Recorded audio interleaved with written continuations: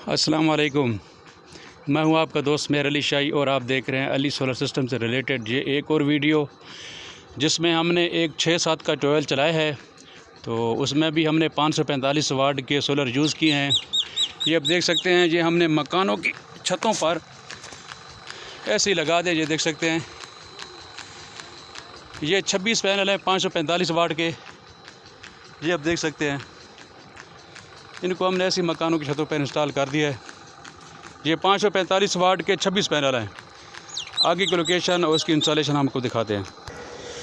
ये इसका VFD लगा हुआ है, 15-18 का VFD लगा हुआ है। कौन सी फ्रिक्वेंसी पे चल रहा है ये अभी चेक कर सकते हैं, और 49 फ्रिक्वेंसी पे चल रहा है। 15-18 का INVT लगा हुआ है। ये आप देख सकते हैं, इसका ब्रेकर लगा हुआ है। अब हम उसको पानी चेक कराते हैं।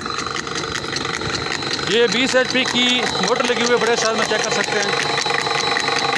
ये 20 HP की मोटर है। ये इसका पुराना पंखा लगा हुआ है, और इसका हम आपको पानी चेक कराते हैं। और इसका ये पानी है, 6 इंच इसकी डिलीवरी है। ये पानी चेक कर सकते हैं, 6 इंच इसकी डिलीवरी है, 6 इंच। ये आप चेक कर सकते हैं। ये जो सिस्टम हम लगाया, ये हमारे दोस्त हैं मोहम्मद ज़मान अवान साहब। उनसे पूछते हैं कि क्या आप हमारे इस काम से खुश हैं।